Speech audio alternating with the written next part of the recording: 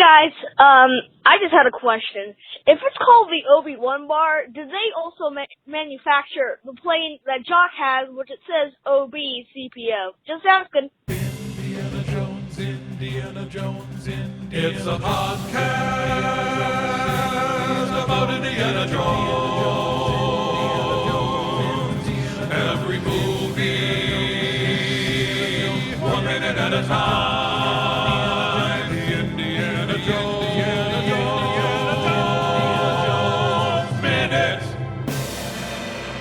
Welcome back to the Indiana Jones Minute, the podcast in which we get to the heart of Indiana Jones and the Temple of Doom 1 minute at a time. I am Tom Taylor. I'm Pete Mummert. I'm Jerry Porter. And I forgot to tell Alex and Pete that they should introduce themselves. How does this work? You do every minute? What? This is madness. Yeah, I'm Pete the Retailer. And I'm Alex Robinson. Welcome, gentlemen. Welcome. Thanks. Oh, it's our pleasure. Yeah. No, it's our pleasure. You were our first guests way back when in Raiders of the Lost Ark when we were hanging out with Porkins, and now you've honored us with your presence again. That's certainly... Oh my gosh, and I don't think we've said this on Facebook and stuff. We never... I had the chance to thank you guys online, or I mean on the air, for helping us out with our very last Raiders episode. That was... legendary across the internet now. People will be telling their grandkids about that. I thought I dreamt that. No, it happened. It's all true. Wait, are we still in the dream right now? Or that remains to be seen. Confused. Okay. I think we are. We've had a Star Wars reference every single minute of this movie so far. So. That's kind of true. Yeah. That's so weird. We did too. Well, listen, we're here to talk about minute 11 of Temple of Doom, and minute 11 begins with Indy fighting in a sea of balloons, and it ends with him and Willie in a car driven by a kid named Short Round. Well, that does sound kind of like a dream. Yeah. Did I even read that right? I guess that's what happens. Okay. in previous minutes, we've seen red, white, and pink balloons fall from the ceiling. But at the beginning of this minute, we see black balloons cascading down, which only portends one thing. Revenge? A machine gun. Oh, machine. Yeah, a machine gun. And I was thinking, I'm asking you guys, have black balloons ever presaged a celebration? Yeah, you can see black balloons at a wake. I don't know. No, like if like a prom is trying to go sort of Art Deco or something, or I don't know, something like that. Yeah, maybe they're mixed with kind of white and gold sometimes. Yeah, but sort that's of offset like the glitter. The high school's colors or something like that. I don't see black balloons in the wild. You have to go to a balloon preserve to see them. Right. They're endangered. You're not allowed to touch them. Yeah. I also feel like you're going to a lot better wakes than I am if they have balloons when you go. Yeah. Clown funerals. Right. Well, I don't know. I think we were saying last week that it seems like the operations of this club are just being uninterrupted by the mayhem that's going on. The band is still playing on cue. The dancers come out on cue. Then now the balloons are falling on cue. And so I have to assume that there's always black balloons every night here at the club, whether there's a murderous mayhem going on or not. Sure, must go on. Exactly. Unless that's a signal. Maybe that's like, normally they would drop the pink balloons, but then if something, it's like a department store, if they say, there was, secret code for a shoplifter, or like in a hospital, if there's a code blue or something like that. It's like dropping black balloons means there's some, some trouble going on with the patrons. Yeah, I'll tell you, it means there's a machine gun. Yeah, there's a bunch of dudes with Tommy guns running around. There's a Tommy gun. Forgive me Speaking of, go ahead. I was going to say, forgive me if this was already covered in previous minutes, but does Lao Che own this club? We haven't quite determined that. We think he does, but okay, it's unclear. He's at least got enough, pull that he gets his own table and he can, keep a team of Tommy gun wielding goons in the back if needed.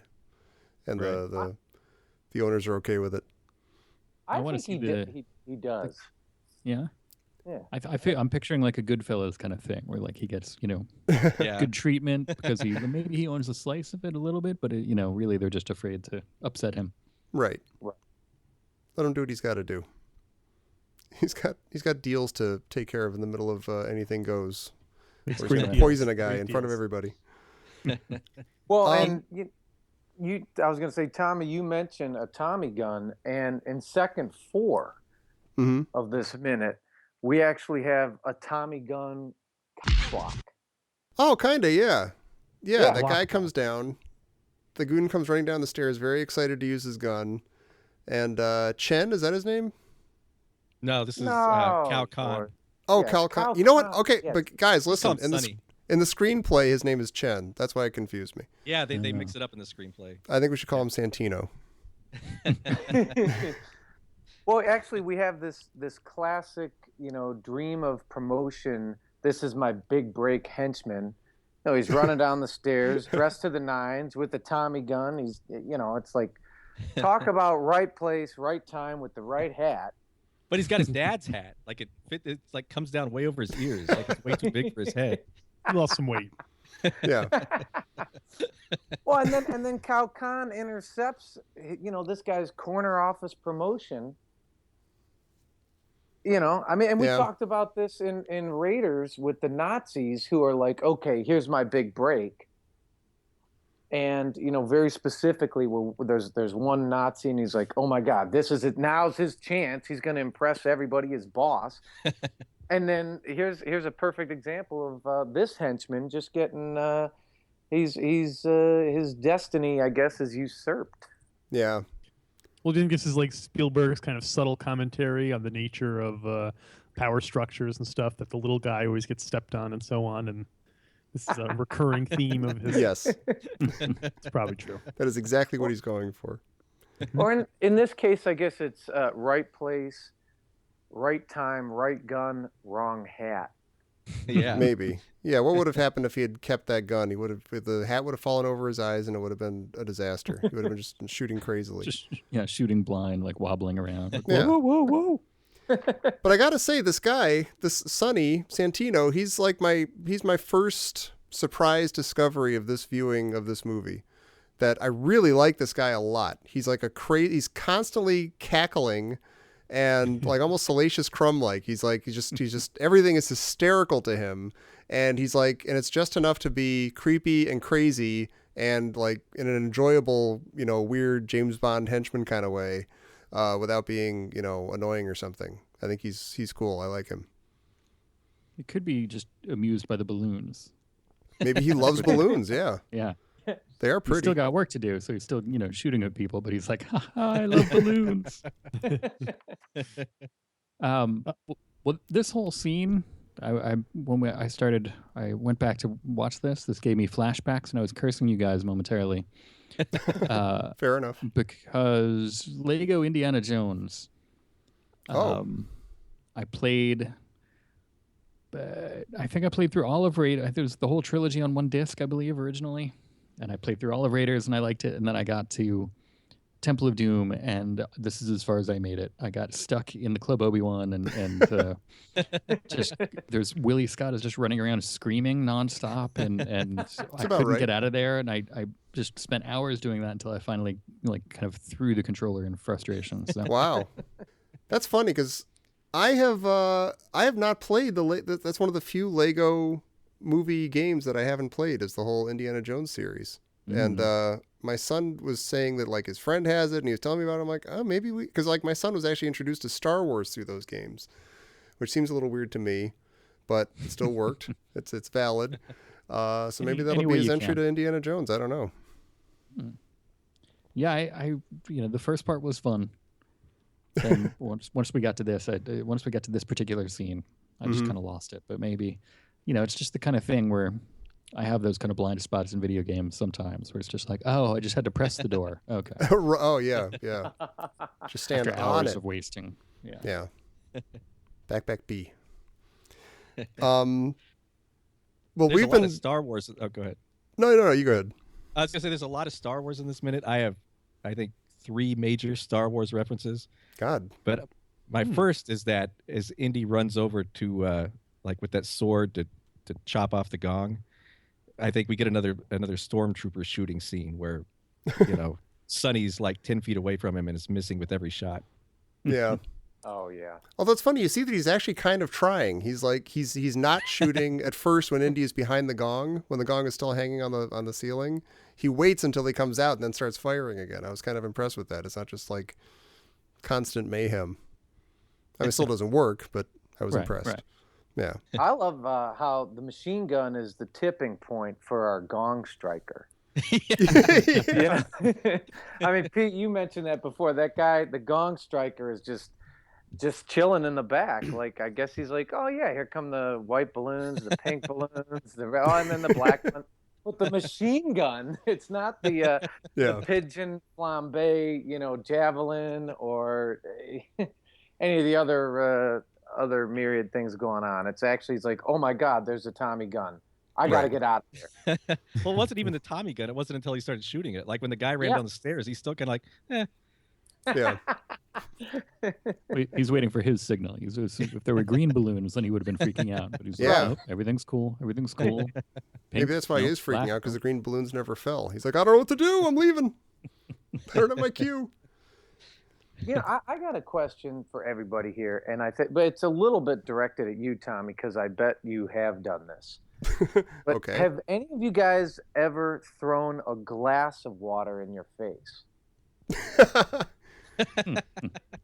Like to kind of, to wake up or whatever. I'm not talking about like you get up and you're like, oh my God, I got to help my friend move this morning. This is going to suck. And you wash your face in cold water. I mean, a glass of water. I have to assume that I have at some point done that just to say that I did it or something. Or maybe I thought I was in a movie and I did it. I don't know. That's definitely a bucket list kind of thing. Yeah. I think maybe that's our assignment for tomorrow, is we all have to do this in between. Yeah, and report back on it. I actually have. Well, I've tried. Oh. But what'd you miss? Well, yeah, like I started to do it, but then I kind of like halfway through, I was like, this is stupid. So I didn't do it as forcefully as I should have. So it all just kind of dribbled down the front of my shirt. Like I mean, if you do it, you have to commit from the second you start. Yeah. I think I may have done it in an effort to recreate the drinking problem gag in Airplane. I was thinking of that. Yeah. Because you only have to get like half of your face and then you're still fine. I did it with coffee, so it didn't quite work. Okay. Never tried that again. We should point out too, we've mentioned this a bunch of times, but this finally, we've been talking about this since like towards the beginning of Raiders. This gong scene was originally in Raiders, like at least in the screenplay stage, with him hiding behind a gong and cutting it down and then hiding behind it as it rolls away and a guy's shooting at it and stuff. So now we finally get this Raiders moment in another movie. Where was it supposed to be in Raiders? There was like a whole thing before he gets to Marion's, and correct me if I'm wrong, Pete, because I know you read it too, but where he goes to Shanghai, kind of like that, but it wasn't like a club. It was some crime lord's thing. What was it, Pete?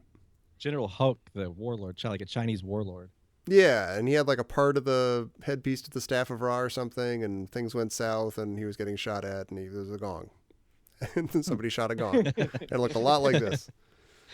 But it's funny because, like, when they wrote the screenplay, this was what they wrote the screenplay around. Like, they started with, okay, we've got these 3 or 4 scenes that we didn't film in Raiders, so let's write a movie around them. And I think it's funny that this scene was the beginning, like, sort of the genesis of this whole movie. Yeah. It's like starting, making a new dish out of leftovers. Yeah. Yeah. There you go. That gong sounds awesome when it's struck by the bullets. Yeah, I like that. Yeah. Yeah. I think you know what it sounds like? What's that? It sounds exactly like BB-8. Like it's Wait, just really? rolling and he's shooting it. Yeah, listen to it, and close your eyes and you'll think you're listening to BB-8 running scared. Oh, you're talking about there's after two it of starts them. rolling. Oh, yeah, after it starts rolling. Those well, two before tones. I actually think those are tubular bells. Like orchestral interesting. bells, because because I listened to that several times, and I was all like uppity when it came to like a gong would never sound like that. Right. But I think it's actually tubular bells is what they use. But then you're right, Pete. It once the gong starts rolling, it actually does. It does that little weird like. It's really it's really weird. And what I like is that it looks like there are more and more bullet indentations as the gong is spinning around. Yeah. It also seems like I can't remember his name. What's his name? Sonny Santino. I'm just gonna call him Santino. It seems like he is perfectly happy just to be shooting a rolling gong, that he's not even trying to get Indiana Jones behind it or anything. He's so happy to just be shooting the gong. It's another one of his bucket list items. Yeah. He got the idea about tossing the water in his face from Indiana Jones. He's going to try that later. Have you guys ever, any of you guys ever shot a machine gun? I haven't. I have not. Not a machine gun, no. And not at a gong. Never shot a gong. Yeah. Really? I banged the gong, but Right. Jerry and I have thrown Chinese throwing stars into my parents' freezer in the basement, and there's still a hole in it from 1986 or something. Does that count? yeah, that counts. That wasn't that smart. Have you, Alex? Have you shot a machine gun or thrown? No, it is on my list of things I want to do, and I almost did it one time, but at the last minute we had a change of plans. But Las Vegas, they have a lot of those places where you can go and shoot even like a Tommy gun, like the one he's shooting. I want the one where they put I either want the kind with the little round thing in the front, or I want someone to feed a belt through while I shoot. Oh yeah, that's even better. That's very cool. Someday. Don't give up. Indy intentionally grabs Willie and takes her with him as he's running behind this gong. She's standing there, and I mean, this couldn't be more similar to Qui-Gon Jinn bumping into Jar Jar Binks, running away from stuff, and then Jar Jar's in the rest of the movie because of that. This couldn't be more similar to that moment, and it's killing me. Well, it's not. It's a little more forgivable because she does have the antidote to the poison. That's true. That is. So true. he at least has to keep her around until he can get the antidote. But we'll go into that later in the week. Right. Yes. I bet we will. That was my question, though. Does he know that she has the antidote? I think he saw her like maybe last minute say, and he was like, "Hey, stay right there," because he saw that she had it. Okay. Yeah. I wondered, is he trying to save her life, or is he just courting her? No, I think she's a receptacle of antidote right now. He's trying to save his own life. Oh, yeah. Okay. All right. So what do you guys think happens to the diamond? Like, you think Lau just walks over and casually picks it up after they go out the window? That was my question. She never gets it, does she? No. Like, we don't see anybody get it, do we? Sounds like maybe a spin-off. Yeah. They all stand around for a couple of hours while the ice melts, and then whatever's left over, they're like, "There's the diamond." Although Lau leaves right away, so it's like, there could be some random waiter like, "Hey, look what I found! Son of a gun!" That's not a waiter. That's not a diamond. I'm sure you guys have mentioned that who the gong guy is already, right? Wait, have we? Yes, we have.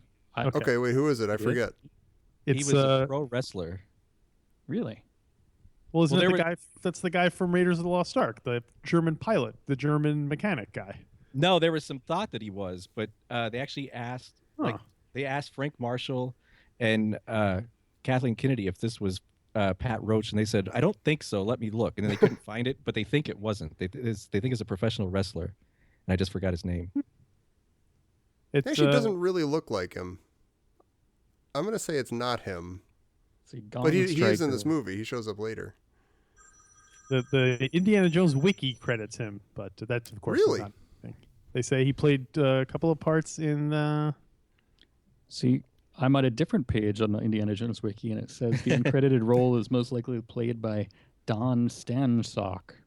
Yeah, he's the professional wrestler. He went by the name Hard-Boiled Haggerty. Of course he did. But then there's a third group of people that say it's stuntman Bill Reed, and I think Bill Reed is actually in the credits. Oh, really? So there's a lot of controversy over who this guy actually is. Boy, that's weird. How could that be in this day and age? How could you not know who that guy is standing there with all these people working on the movie and stuff? That's maybe weird. He went under a lot of aliases. I like to think it's him only because it keeps the thing going of having him play multiple characters, as like he did. That's true. Right. So I kind of like to keep that consistent. But fine. Okay, it's him. Don Stan South or Bill Reed. Nope. It's Pat Roach. Nope. We've decided. Oh, speaking of Pat Roach, and before we leave the building here, when Sonny starts shooting the Tommy gun, I was wondering, Jerry, what do you think he's saying? Because to me, it sounds like English. Oh God. Oh, there's a lot of that, and we've been negligent. We need to get to the bottom of the. We need a Doris for this movie. Yeah, we do. Yeah. Because we're missing a lot here. But it sounds exactly like he's saying, "What's your name? What's your name?" Well, he is. I think that's exactly what he's saying. Sure. Why wouldn't he? You're going to get no pushback from me on that, Pete. Do you think that he is like, is he just misspeaking English? Like he's trying to say, like say my name or something, like, or Maybe. how people will get a Japanese tattoo and it means some completely jibber jabber in English. So maybe. Well, we were theorizing that Indy, when he sits down and speaks Chinese or Mandarin or whatever he supposedly is speaking, we're theorizing that he just wasn't, and that it was gibberish, and Lao Che and his sons are kind of laughing at him about it. Like, oh, nice try. So maybe that's what he's doing now. He's actually saying back to Indy what Indy was saying in his fake language. Oh, right. There you go. What's your name? What's your name? There's Wiener Schnitzel in my lederhosen. I bet it was a line in a movie at the time. You know what I mean? Like, say hello to my little friend, but from some like James Cagney movie or something that he's just quoting it. I always wanted to do that. That'd be perfect. I wonder if every single one of us has "say hello to my little friend" in our notes. Oh, maybe. Well, it definitely has that vibe. He's shouting out the thing from Dirty Harry with "I know what you're thinking." Did I fire? He's just shouting that entire soliloquy. Yeah. But updated for the capacity of his Tommy gun cartridge, of course. Right. This club is called Club Obi-Wan. Did everybody know that? And Obi-Wan Kenobi was a character in Star Wars. Well, not only that. Obi-Wan, don't worry about it, Ox. We'll cover it. Maybe it's just the fact that we're currently in this movie on our end, but I also noted the kind of similarity of falling into cars between Temple of Doom and Attack of the Clones. Oh yeah, where they going out the window, which is Obi-Wan goes out the window in Attack of the Clones and falls down a couple of levels and lands in a car driven by his young apprentice. So it's I don't know. It struck me as kind of more. It's like, I never put that together without. I guess can't remember the last time I'd watched both of these within recent memory of each other. But yeah, really, that's interesting. Yeah, At what point does it not be a ring theory and that it's instead like Venn diagram ring curly Q theory that encompasses all of Lucasfilm's output? Right. Well, yeah, did Short Round see them jump out the window? And he's like, "Oh, there's the white tux." Well, that's the signal. In the script originally, Short Round was in the club. Like they actually, it starts off with Short Round in the club, and he sees things start to go south, and he runs out. That would make a lot more sense, actually. I guess to get the car, but I think it's kind of like a, yeah. Did he text him? Yeah, I don't know, because I mean it's a great escape and all that, it is, but I did wonder that. I'm like, how? And he lands there, and they both jump right in, which is fine. Except I just needed a little communication. Yeah, although I gotta say, that never bothered me. It bothered me this time, but it never bothered me like in all the years I've seen this movie. I was just kind of like, okay, if the sidekick pulls up, it's good. Yeah. It's movie shorthand. Yeah, short round. I get it. Yeah. Shorthand. As a big Buster Keaton fan, I really love this awning scene because I think he was the first one that did that in the Three Ages. There's a scene where Buster Keaton jumps off of a building and falls through 3 awnings and then lands on the 4th one. So it looks almost identical. Yeah, we said this last week too, I think, but you get the idea in these early scenes that Lucas and Spielberg are like, oh boy, we get to do whatever we want. We get to do Buster Keaton movies and musicals and James Bond. It's going to be great. We're having fun. Good for them. And Mythbusters did a show about this. Like they were trying to see what would happen if you really jumped through 3 awnings. Oh, wow. And they had their dummy all rigged up with all the sensors to see what would happen to him. And he made it through all 3 surviving, but they said he would have had several broken bones. Well, okay. We Yeah, don't know so that it's they don't. It's fairly possible. typical for Indiana Jones. I think a lot of the things he did would have wound up. Yeah. Right. His adamantium skeleton helped him. Exactly. They never mention that. Willie has a terrible line. Not to beat up on Willie, but that "Who are you" line, I just wrote Blockbuster Dialogue 101. Like somebody has to be passively amazed at what the hero is doing or something. Like, who are you? I think it's just that bothers me. I'm trying to think. Maybe I'm alone. No. They kind of club you over the head with that stuff. I mean, it's not exactly nuanced. Right. That's true. Yes. It makes me think of the Michael Keaton Batman. Yeah, I was thinking He that too. says- Oh, yeah. I'm trying to think of other examples of people kind of. I feel like there is another non-Batman example, and I can't think of what it is. Somebody being sort of awed by whoever that. I don't know. I'm not gonna be able to think of what it is, but yeah, there's that. That seems to. I think that's what bugs me about it. Is it's just kind of like light and easy and overdone or something. Mm. Although it is funny coming on the heels of that guy yelling, "What's your name? What's your name?" Yeah. Why didn't you answer that guy? Who are you? And he's probably like, I've been introduced to everybody already. Yeah. I mean, what's so hard about this? I wish they kept that going all throughout the movie. Like he never gives her his name constantly. You know? And at the end, he would say Indiana Jones and turn to the camera and wink and then ride off. And The end. It would just end with that. Yeah, exactly.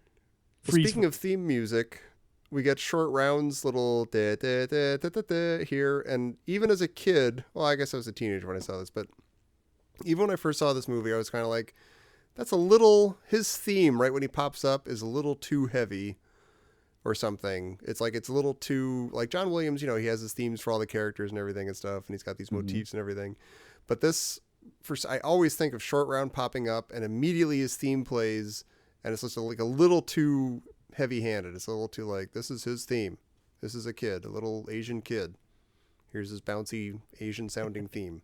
I mean, we're going to encounter this, I think, quite a bit in this movie. And I agree with you, Tom. I agree with you. It's a little bit too much like, hey, we're celebrating Chinese Food. What are we celebrating? we're celebrating Chinese, you know, Gangsters. your mayhem fracas rumpus or something. Right. awning celebration. But same thing. I'm going to disagree on this one. I love Short Round's theme. I think it's just something about it seems to capture Short Round. It does. I like his theme enough. It seems almost like it's from a different style of movie somehow. I don't know. It does, like, maybe not, you know, I'm trying to think of other John Williams scores that it might be. Mm-hmm. Like maybe more so like E.T. or something like that, where it's like a little it's a little Ewok-like in a way. Yeah. And one could argue that Short Round is from a different style of movie. Right, or he's a little Ewok like. Yeah. We don't know that he wasn't an Ewok. I don't know, some of it, I think, is the throwback to those old-time movies that they were trying to, I guess it was an homage that George Lucas and Steven Spielberg wanted to pay homage to them. And it's kind of like, oh, here's the sprightly Chinese kid. I mean, that's how, you know, the sprightly Asian kid. And so we're going to play this music. Yeah. Yeah. I guess so. It's a little. It's not the end of the world. I just, it just, it's a little much right now. I don't know. Give me a minute to meet the kid and then play his theme. It's like he bumped the radio with his knee and it's playing his theme or something. Whose idea is Club Obi-Wan? Did George Lucas say that? Did Steven Spielberg say, "Hey, what do you think if we call it Club Obi-Wan"? Was it presented in the, you know, when they were doing little sets and everything? That's a good question. It's not in the script. The script has the Dragon Club. So this was something they definitely added like in production. Wonder if I like an definitely- artist put that in as a joke or something, and they just kept it. Or Something like that. Harrison Ford. I'm sure it was his idea. He loves Star Wars. Yeah. He can't get enough of it. I was just on the It's in phone his with Alec contract. Guinness. Yeah, he said we should call it Club Obi-Wan. We were reminiscing about our Star Wars days. Yeah. I kind of figure it's like the C-3PO R2D2 hieroglyphs, where you're like, it's the sort of thing that comes up at a sleepover. Like, did you know that it's Club Obi-Wan? Did you know that? Yeah. Like, this is all pre-internet and all that stuff. So you're just like, oh my gosh, I totally missed that. Now I got to see the movie again. When all information was passed through sleepovers. Exactly. Exactly. Well, and this movie came out in 1984, right? Yeah. So this is officially the start of the dark time when Star Wars was not like everywhere. Yeah, that's true. That's right. Yeah. Went until the special editions came out. So I could see how this also as a kind of like, oh, what a fun Easter egg. You know, Yeah. at the Yeah. time it was much more of a novelty. Now, of course, you know, you can't walk 2 feet without seeing Star Wars references everywhere. Ugh. So At least I can. Summer of 1984 would be like, hey, remember Star Wars? Yeah. Yeah, those Yeah, are the remember days. that? Remember the Millennium Falcon? Nope. Well, does anyone have anything else for minute 11? Nope. No. I Got some think we short round squeezed stuff everything that we I think, I mean, if you'll have us back tomorrow, I have some more stuff I might be able to say about short round. But Well, this is awkward, but okay. We'll figure it out. Before we come back tomorrow, our Pete here, Pete Mummert, where can all the nice people find us online and stuff? You can find us at indianajonesminute.com, and you can find all of our episodes there, as well as several pages explaining how these movies are actually part of Han Solo's fever dream. And we also have a link right there on the front page and every page to Pete the Retailer and Alex's podcast, The Star Wars Minute. Star Wars Minute. Star Wars Minute. Star Wars Minute. I'm not going And, to say it, you guys. I'm not going to say it. All right. Fine. Now you have to come back tomorrow. Everybody, please come back tomorrow where we will discuss minute 12 of Temple of Doom here on the Indiana Jones Minute. We don't have anything else to yell. We keep not having stuff to yell. We've been having Usually- trouble this week. No, there's Usually tons fall of into stuff. playful banter at this point. Oh well. And to do.